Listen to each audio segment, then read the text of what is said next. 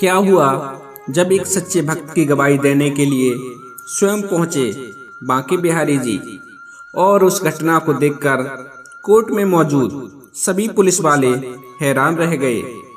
क्यों श्री बिहारी जी को कोर्ट में गवाही देने के लिए जाना पड़ा? किसके लिए श्री बांके बिहारी जी ने कोर्ट में गवाही दी? आज के प्रसंग में हम इसी के बारे में चर्चा करेंगे।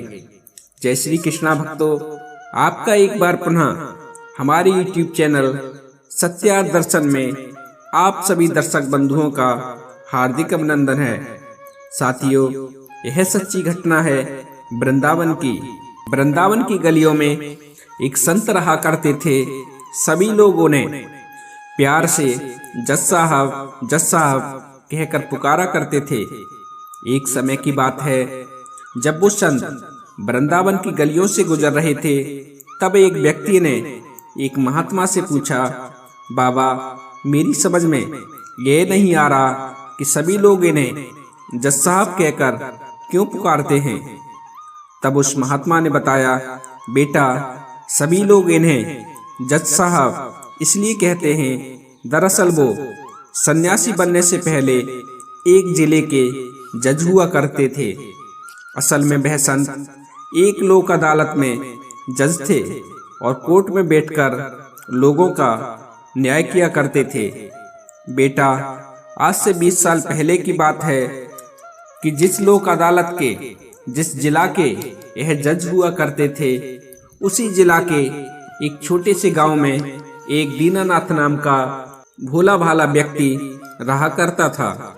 वह श्री बांके बिहारी जी का बहुत ही सच्चा भक्त था। उसकी श्री बांके बिहारी जी में बहुत ही आसक्ति थी। कभी कोई घटना हो जाती और कोई उससे पूछता कि भोले भैया, यह काम कैसे हुआ, तो वो कह देता, भैया मुझे नहीं मालूम, जो जाने बिहारी जी ही जाने। यदि कभी कोई किसी उलझन में पड़ जाता और वह उनसे कहता, भोले भैया अब क्या करना चाहिए, तो वो दीनानाथ जी कहते, भैया मुझे नहीं मालूम, यह बात तो बिहारी जी ही जाने। कहने का तात्पर्य यह था कि जहाँ कैसा भी और कोई भी प्रश्नवाचक चिन्ह लग जाता तो दीनानाथ जी का बस एक ही जवाब होता, भैया मुझे नहीं पता, बिहारी जी ही जाने। दीनानाथ जी के माता पिता ने उन्हें जो नाम दिया था उसे तो कोई नहीं लेता था, बल्कि उसके स्थान पर उसके भोलेपन के कारण सभी ग्रामवासी उसे भोले भैया कहकर ही पुकारा करते थे। दीनानाथ जी श्री बांके बिहारी जी के बहुत ही सच्चे भक्त थे। रोज वो बांके बिहारी जी के मंदिर में जाते और मंदिर जाकर बिहारी जी की सेवा किया करते थे। एक दिन की बात है, दीनानाथ जी की पत्नी ने अपने पति उस भोले भैया से कहा, पिया जी, हमारी बिटिया सयानी हो चुकी है और उसकी अवस्था अब विवाह योग्य हो गई है, इसलिए पिया जी कोई अच्छा सा घर बार देखकर हमारी इस बिटिया की शादी जल्दी से करा दो।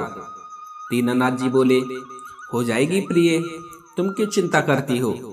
अपने पति के ऐसे वचनों को सुनकर उनकी पत्नी बोली, चिंता की तो बात ही है पिया जी, घर में एक दमड़ी भी नहीं है और बिना पैसों के भला बिटिया की शादी कैसे होगी। पत्नी की बात सुनकर दीनानाथ जी बोले, भद्री, तुम क्यों चिंता करती हो, बिहारी जी चाहेंगे तो सब कुछ अच्छे से ही होगा। और इतना कहकर दीनानाथ जी बिहारी जी के मंदिर को चले गए। साथियों, बिटिया के लिए लड़का देखा गया। शादी का दिन निश्चित हुआ। जब बारात आने के 10 दिन शेष रह गए तो दीनानाथ जी की पत्नी ने फिर से अपने पति से कहा, पिया जी, बिटिया की शादी में अब ज्यादा समय शेष नहीं रहा है और अभी तक आपने पैसों का कोई इंतजाम भी नहीं किया है। पिया जी, अब आपको पैसों का इंतजाम कर लेना चाहिए, नहीं तो हमारी बड़ी बदनामी होगी। पत्नी की बात सुनकर दीनानाथ जी अपने गांव के साहूकार के घर की तरफ को चल दिए। साहूकार के घर पहुंचकर उन्होंने साहूकार को प्रणाम किया। जब साहूकार ने उनके आने का कारण पूछा तो उन्होंने बड़ी सादगी से उस साहूकार को बता दिया कि साहूकार जी, मेरी बिटिया की शादी है और मुझे कुछ पैसों की आवश्यकता है। यदि आप मुझे कुछ पैसे दे देंगे तो मैं कुछ समय बाद ही आपको सूद समेत वो पैसा वापस लौटा दूंगा। साथियों, साहूकार ने दीनानाथ जी को पैसे दिए और अपने बही खाते में दिन तारीख और जो दीनानाथ जी को पैसे दिए थे वो चढ़ा दिए। दीनानाथ जी उस साहूकार से पैसे लेकर और उन पैसों को अपनी जेब में रखकर अपने घर की तरफ चल दिए। साथियों, दीनानाथ जी अपने घर पहुंचे। उन्होंने अपनी पत्नी के हाथों में वो रुपए थमाए और रुपए देने के बाद वो फिर से बिहारी जी के मंदिर में बिहारी जी की सेवा करने के लिए चले गए। साथियों, वो दिन भी आ गया जिस दिन दीनानाथ जी की बिटिया की शादी होनी थी। दीनानाथ जी ने बड़े ही धूमधाम से अपनी बिटिया की शादी की। उसे बहुत सा दान दहेज देकर अपने घर से विदा किया। जब बिटिया की शादी हो गई और बिटिया अपनी ससुराल चली गई तो दीनानाथ जी ने अपने दोनों बेटों को बुलाया और अपने दोनों बेटों से कहा, बेटा, बिहारी जी की कृपा से तुम्हारी भगनी की शादी बड़े ही धूमधाम से संपन्न हो गई है। अब तुम भी बड़े हो गए हो, इसलिए बेटा तुम दोनों को अपनी जिम्मेदारी समझते हुए अब तुम्हें कोई काम धंधा देख लेना चाहिए। साथियों, दीनानाथ जी के दोनों पुत्र बड़े ही आज्ञाकारी थे। जब दोनों बेटों ने अपने पिता की ऐसी बातों को सुना तो बड़ा बेटा बोला, ठीक है पिताजी, हम दोनों भाई कल ही शहर चले जाते हैं और शहर जाकर कोई काम धंधा ढूंढते हैं। बेटों की बात सुनकर दीनानाथ जी बहुत ही खुश हुए और अपने बेटों को आशीर्वाद देते हुए वो बिहारी जी के मंदिर को चले गए और बिहारी जी की सेवा में लग गए। दीनानाथ जी के दोनों पुत्र बड़े ही होनहार थे। वे दोनों शहर गए और शहर जाकर उन्होंने खूब मेहनत की। करीब 6 माह के पश्चात दीनानाथ के दोनों बेटे अपने घर वापस लौट आए और शहर से कमाकर खूब सारा धन ले आए। वे अपने घर वापस लौटे। घर आकर उन दोनों बेटों ने अपने पिताजी दीनानाथ जी को घर बुलाया और अपने पिताजी से कहा, पिताजी, जो आपने साहूकार से पैसे उधार लिए थे उन पैसों को आप ले जाकर ब्याज सहित उस साहूकार को वापस कराओ, क्योंकि हम दोनों भाई शहर से वो पैसे कमा लाए हैं। पुत्रों की बात सुनकर दीनानाथ जी ने बेटों से पैसे लिए और फिर साहूकार के घर की तरफ को चल दिए। साहूकार के घर की तरफ जब वो जा रहे थे तो रास्ते में ही श्री बांके बिहारी जी का मंदिर था। दीनानाथ जी मंदिर में गए, बांके बिहारी जी को प्रणाम किया। प्रणाम करने के पश्चात वो साहूकार के घर की तरफ को चल दिए। साथियों, दीनानाथ जी साहूकार के घर पहुंचे, साहूकार को प्रणाम किया। साहूकार ने पूछा, बताओ भोले भैया, कैसे आना हुआ? क्या कोई और आवश्यकता है पैसों की? तो दीनानाथ जी बोले, नहीं नहीं भैया, मुझे पैसों की अब कोई आवश्यकता नहीं है, बल्कि मैं तो तुम्हारे जो मैंने पैसे उधार लिए थे उन पैसों को वापस लौटाने के लिए आया हूँ। साहूकार ने अपना बही खाता खोला, दिन तारीख देखी और तारीख देखने के बाद उसने अपना हिसाब लगाया और फिर दीनानाथ जी से बोला, भोले भैया, तुम्हें मुझे इतनी रकम वापस देनी है, इतना तुम्हारा ब्याज हो गया और इतना तुम्हारा मूल था। दीनानाथ जी ने अपने कुर्ते की जेब में हाथ डाला और अपने कुर्ते की जेब से पैसे निकाले और जितना उस साहूकार के ब्याज सहित पैसे बने थे वो दीनानाथ जी ने उस साहूकार को दे दिए। साहूकार ने अपनी बही खाते से हिसाब काटा। हिसाब काटने के पश्चात उसने एक पर्ची बनाई। उस पर्ची पर लिख दिया कि आज दिनांक को दीनानाथ जी ने मुझे मेरे सारे पैसे सूद समेत वापस कर दिए हैं और अब मेरा दीनानाथ जी पर कोई भी पैसा बकाया नहीं है। और ऐसा लिखकर उस साहूकार ने वो पर्ची दीनानाथ जी की तरफ बढ़ाई और पर्ची बढ़ाते हुए वो साहूकार बोला, लो भोले भैया यह पर्ची और इसे ठीक से पढ़ लो। दीनानाथ जी ने पर्ची पकड़ते हुए कहा, कोई बात नहीं भैया, आपने लिखा होगा तो सही सही लिखा होगा। मुझ पर तो पढ़ना लिखना आता नहीं है और मुझे तुम पर पूर्ण विश्वास है। जब साहूकार ने दीनानाथ जी के ऐसे वचनों को सुना तो उसके मन में लालच आ गया। साहूकार सोचने लगा कि इस पर तो पढ़ना लिखना आता नहीं है, क्यों ना मैं इसको एक फर्जी पर्ची बनाकर दे देता हूँ और इस पर से दोबारा से पैसा वसूल करता हूँ।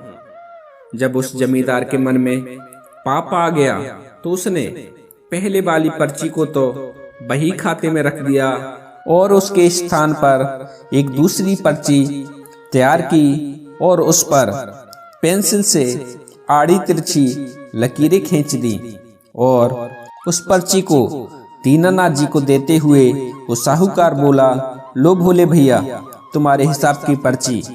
दीनानाथ जी बहुत ही सीधे साधे इंसान थे। उन्होंने वह पर्ची ली, अपने कुर्ते की जेब में रखी और फिर साहूकार से कहा, अच्छा भैया अब मुझे इजाजत दो, मेरे बिहारी जी मेरी राह देख रहे होंगे। और ऐसा कहकर वो दीनानाथ जी साहूकार के घर से निकले और सीधे बांके बिहारी जी के मंदिर में पहुंच गए। और मंदिर पहुंचकर उन्होंने साहूकार से मिली पर्ची बिहारी जी के चरणों में रखी और उस पर्ची को रखने के बाद वो बिहारी जी की सेवा में लग गए।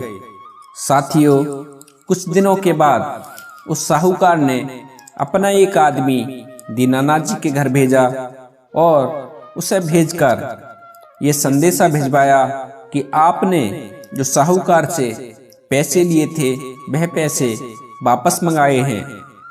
जब दीनानाथ जी के घर वालों को उस आदमी ने यह संदेशा दिया तो दीनानाथ जी के घर वालों ने दीनानाथ जी को बुलाया और उनके पुत्रों ने अपने पिता से पूछा, पिताजी हमने जो आपको पैसे दिए थे क्या वह आपने साहूकार को अभी तक नहीं दिए। साथियों, अपने पुत्रों के ऐसे वचनों को सुनकर दीनानाथ जी कहने लगे, नहीं नहीं बेटा, मैं तो साहूकार का पूरा हिसाब कराया था और उस साहूकार ने मुझे एक पर्ची भी दी थी। दीनानाथ के बेटों ने कहा, तो शायद उनसे कोई गलती हो गई होगी। एक काम करो पिताजी, आप उनके पास जाओ और उनसे कहना कि मैंने तो आपका पूरा हिसाब कर दिया है, फिर आपने मेरे घर पर अपना आदमी उगाही के लिए क्यों भेजा। साथियों, दीनानाथ जी फिर से साहूकार के पास पहुंच गए और साहूकार से कहने लगे, महाजन मैंने तो आपका पाई पाई का हिसाब कर दिया था, फिर आपने अपना आदमी मेरे घर उगाही के लिए क्यों भेजा। साहूकार के मन में तो पहले से ही लालच भरा हुआ था कि भोले भाले दीनानाथ से मुझे दोबारा पैसे लेने हैं। उसी लालच के वशीभूत होकर वो साहूकार दीनानाथ जी से बोला, नहीं नहीं भोले भैया, अभी आपने मुझे पैसे नहीं दिए हैं। दीनानाथ जी कहने लगे, भैया ठीक से याद करो, मैंने आपको पैसे दिए हैं और उसके बदले में आपने मुझे एक पर्ची भी दी थी। साहूकार क्रोध में आंखें लाल करते हुए बोला, लगता है आपकी बुद्धि सटिया गई है। आप थोड़े बुजुर्ग हो गए हैं, इसलिए आपको याद नहीं है।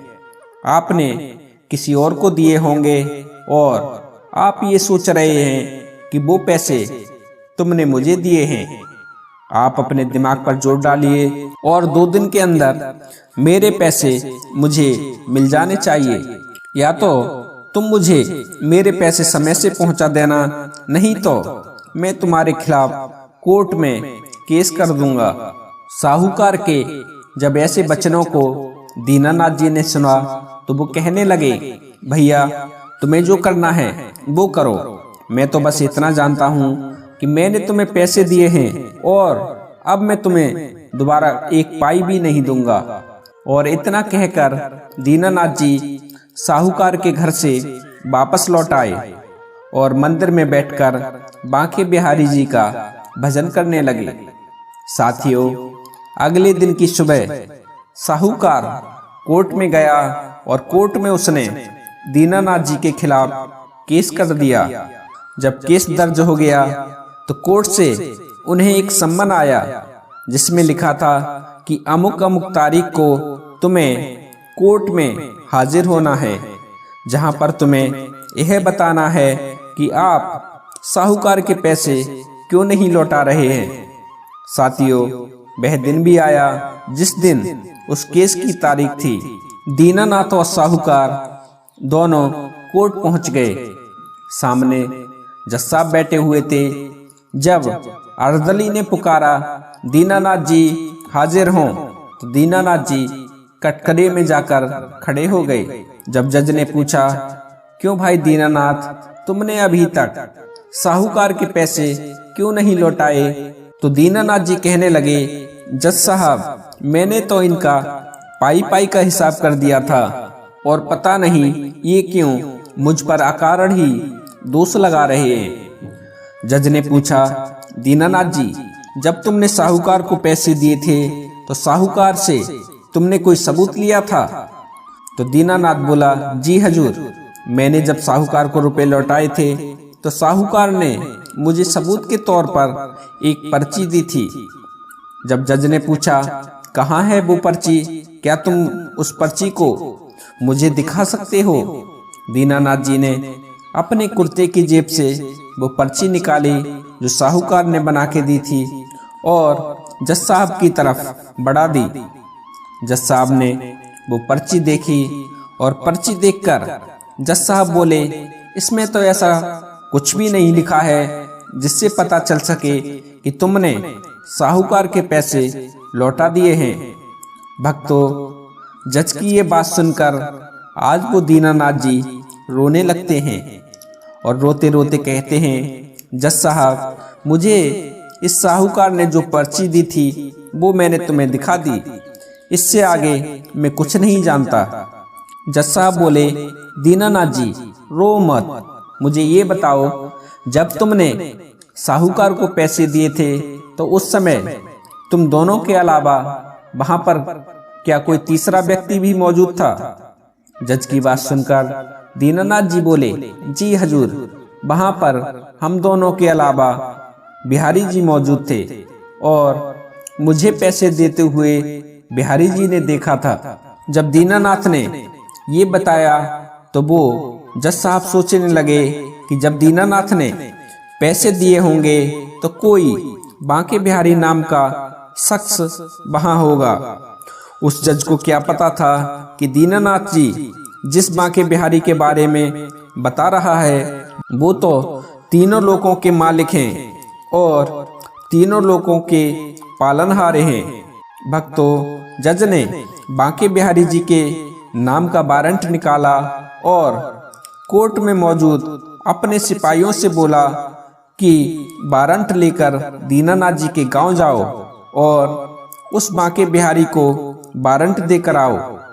और इतना कहकर उस जज ने दीनानाथ और साहूकार को भी घर भेज दिया और दोनों से कहा कि आज से 3 दिन बाद फिर से तुम्हें अदालत में आना है।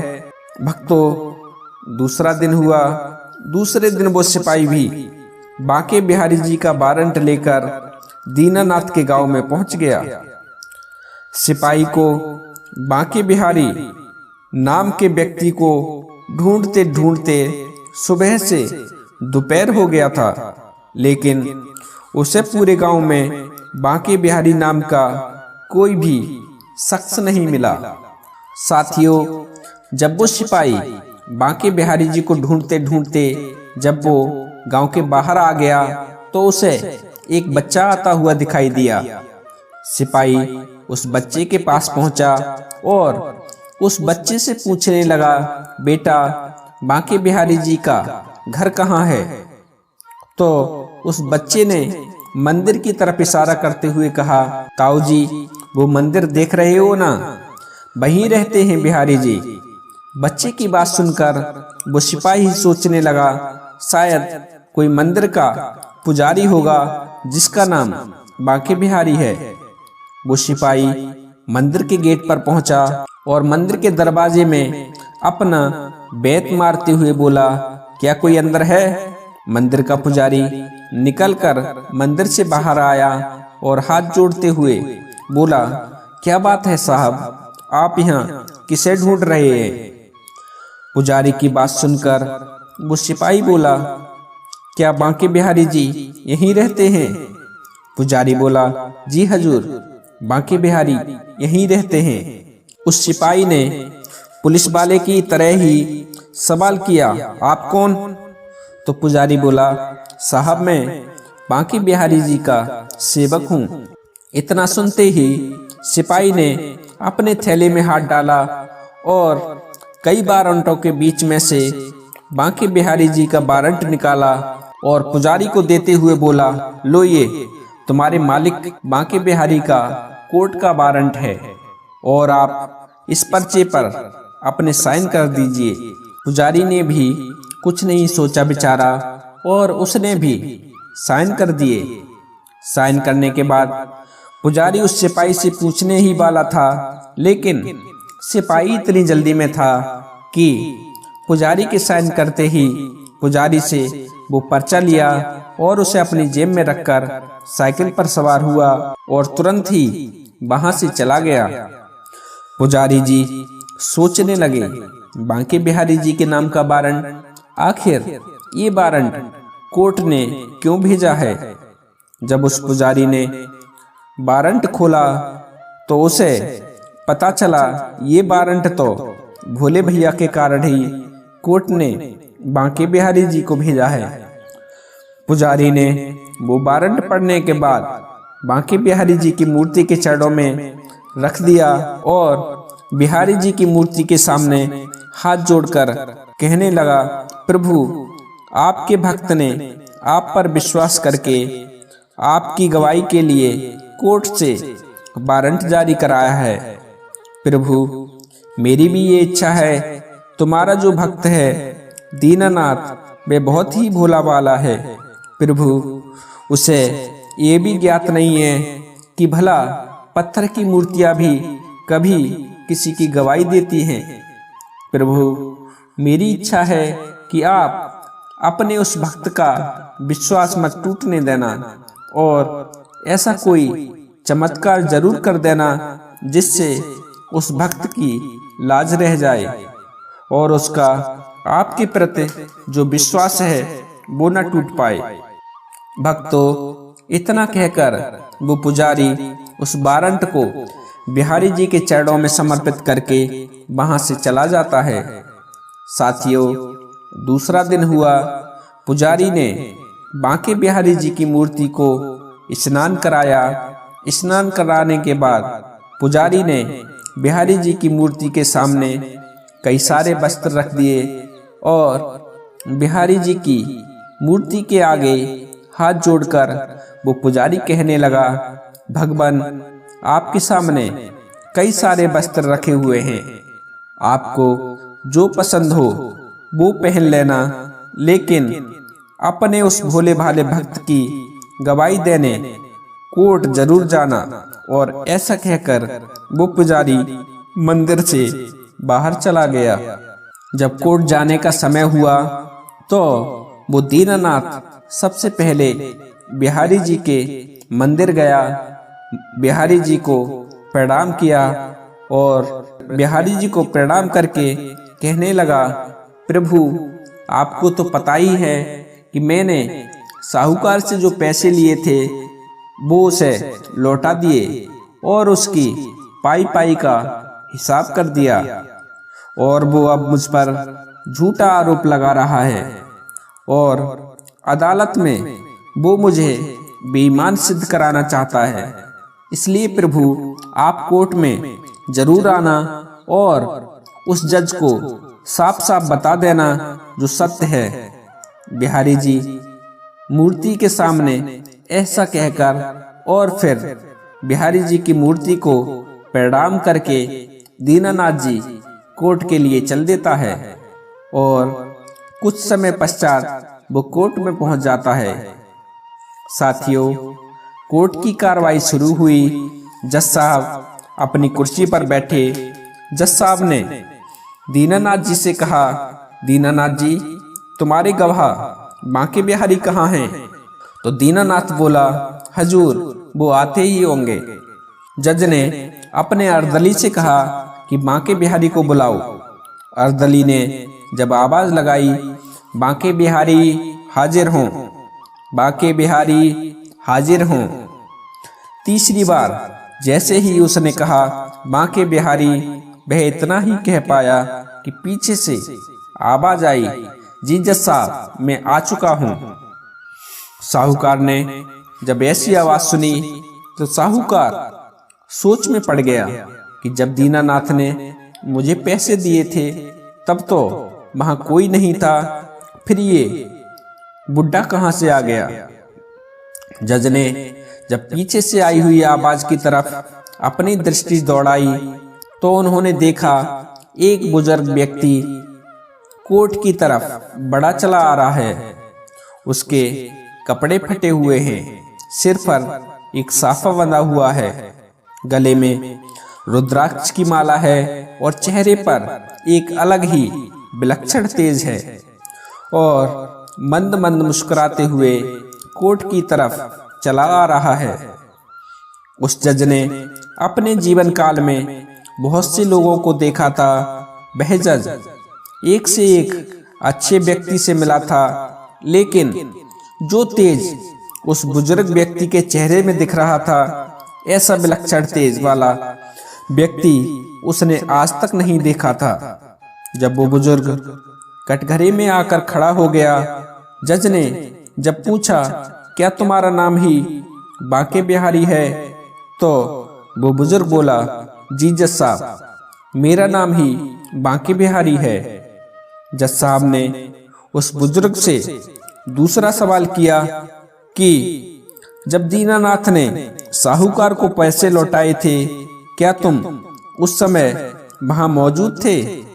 तो वो बुजुर्ग व्यक्ति बोला, जी हजूर मैं वहां मौजूद था और दीनानाथ ने सूद समेत सारे पैसे मेरे सामने ही दिए थे। जब उस बुजुर्ग की बातों को साहूकार ने सुना तो साहूकार कहने लगा, जज साहब ये बूढ़ा व्यक्ति झूठ बोल रहा है। जज साहब ने कहा, ऑर्डर ऑर्डर। साहूकार जी जब आपको बोलने का मौका दिया जाए तभी आप बोलें, बीच में बोलकर अदालत की कार्रवाई में व्यवधान न उत्पन्न करें। जज की बात सुनकर साहूकार शांत होकर खड़ा हो गया। फिर जज ने बिहारी जी की तरफ देखते हुए बिहारी जी से पूछा, बिहारी जी आपने बताया कि जब दीनानाथ ने पैसे दिए तब आप वहां मौजूद थे और आपके सामने ही दीनानाथ ने साहूकार के पैसे लौटाए। क्या इस बात का तुम्हारे पास कोई सबूत है? तब बिहारी जी ने कहा, जी बिल्कुल मेरे पास इस बात का सबूत है। जज ने पूछा, क्या सबूत है?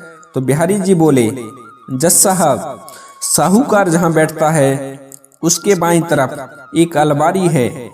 उस अलमारी के भीतर 3 दराज हैं। उस अलमारी के बीच वाली दराज में एक लाल रंग की बही खाता है। उस बही खाते के 44 नंबर पेज पर एक पर्ची है जिस पर लिखा है कि उक्त दिनांक को दीनानाथ ने मेरे सारे पैसे सूद समेत मुझे लौटा दिए हैं और अब मेरा दीनानाथ पर कोई भी पैसा बकाया नहीं है। जज ने उस साहूकार से पूछा, क्या तुम्हारे घर पे कोई ऐसी अलमारी है?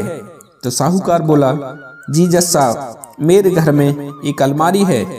जज ने साहूकार से उस अलमारी की चाबी मांगी और उस चाबी को एक पुलिस वाले को देते हुए कहा कि तुम अभी साहूकार के घर जाओ और ये देख कर आओ कि ये जो बांके बिहारी जी कह रहा है क्या ये सत्य है।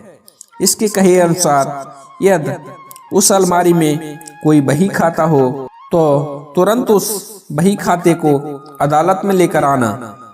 साथियों, जज का आदेश पाते ही वो पुलिस वाला उस साहूकार के घर चला जाता है और उस बही खाते को ले आता है और लाकर जज साहब को दे देता है। जब जज साहब ने वह बही खाता खोला तो उसमें से वो पर्ची निकल आती है जो उसने दीनानाथ जी के पैसे देते समय बनाई थी। और जब उसे पता चला था कि दीनानाथ पर तो पढ़ना लिखना नहीं आता है तो उसने वो पर्ची तो अपने बही खाते में ही रख दी थी और एक दूसरी फर्जी पर्ची बनाकर उसे दीनानाथ जी को दे दिया था। जब जज ने वो पर्ची पढ़ी तो वह पूरा मामला समझ गया कि साहूकार झूठ बोल रहा है। जब जज ने साहूकार से पूछा, तुमने दीनानाथ पर झूठा इल्जाम क्यों लगाया? तो साहूकार हाथ जोड़कर जज से माफी मांगने लगा और सब कुछ जज को बता दिया। जज ने अपने सिपाहियों को आदेश दिया कि साहूकार को गिरफ्तार कर लो और इसे जेल में डाल दो और दीनानाथ जी को बाइज्जत बरी कर दो। जज ने बिहारी जी को धन्यवाद देने के लिए जैसे ही कटघरे की तरफ देखा तो वहां से बिहारी जी गायब हो चुके थे। जज ने दीनानाथ से पूछा कि बिहारी जी कहाँ गए? तो दीनानाथ बोला, हजूर, उन्हें तो बहुत सारे काम रहते हैं, उनके बहुत से मंदिर हैं और उन्हें सबको देखना पड़ता है, इसलिए वो तो चले गए। जज बोला, कोई बात नहीं दीनानाथ, अब तुम भी अपने घर जा सकते हो। जज ने अदालत की कार्रवाई समाप्त की। कार्रवाई समाप्त करने के बाद उसने वो सिपाही बुलाया जो बिहारी जी को वारंट देने बिहारी जी के घर गया था।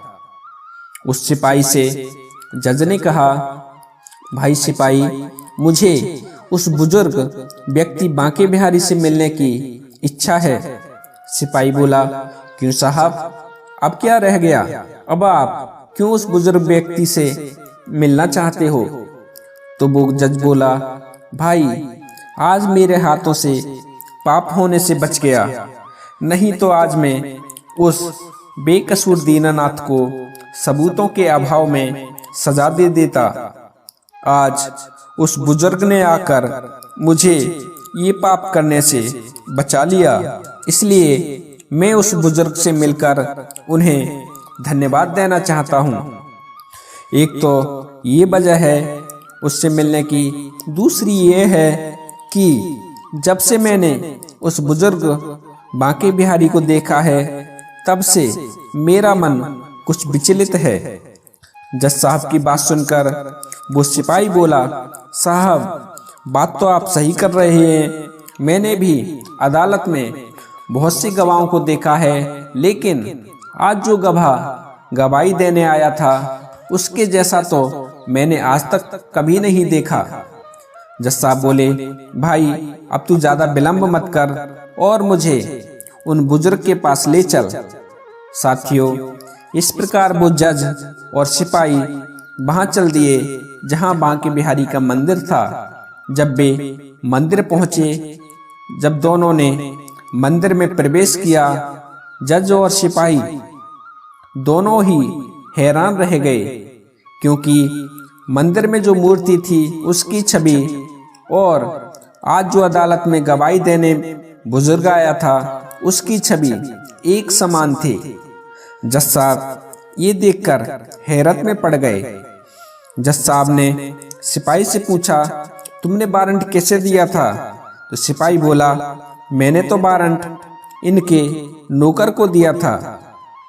जब मैंने नौकर से पूछा था कि बिहारी जी के तुम कौन हो, तो उसने मुझे बताया था कि मैं बिहारी जी का सेवक हूँ।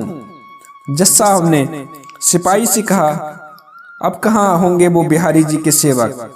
सिपाही बोला, हजूर आप यहीं बैठिए, मैं अभी उन्हें देखकर और उन्हें बुला कर लाता हूँ। साथियों, ऐसा कहकर वो सिपाही मंदिर परिसर के अंदर चला गया और पुजारी जी को ढूंढने लगा। कुछ समय बाद सिपाही के साथ वो पुजारी जज साहब के सम्मुख था। जज साहब ने पूछा, आप बिहारी जी के कौन हो? तो वो पुजारी बोला, हजूर मैं तो उनका सेवक हूँ। जज साहब बोले, कहाँ हैं तुम्हारे मालिक? मैं उनसे मिलना चाहता हूँ। पुजारी ने मूर्ति की तरफ इशारा करते हुए कहा, हजूर आपके सामने ही तो हैं हमारे मालिक बिहारी जी। जो मूर्ति आप देख रहे हैं, ये मूर्ति ही तो हमारे भगवान कृष्ण बिहारी जी की है और ये ही है हमारे आराध्य श्री बांके बिहारी जी। भक्तों, जब जज ने पुजारी के ऐसे वचनों को सुना तो वह जज सब कुछ समझ चुका था।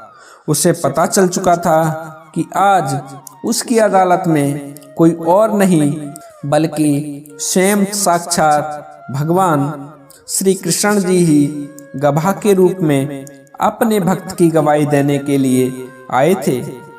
साथियों, ये पता चलते ही उस जज ने सब कुछ छोड़ा और उन्होंने वृंदावन की सीध लगा ली और तब से आज तक वो बांके बिहारी जी का स्मरण करते हुए वृंदावन की गलियों में ही घूमते रहते हैं। साथियों, कैसी लगी आज की कहानी? आशा करता हूँ आपको पसंद आई होगी। यदि वीडियो पसंद आया हो तो वीडियो को लाइक करके कमेंट में जय श्री कृष्णा जरूर लिखें।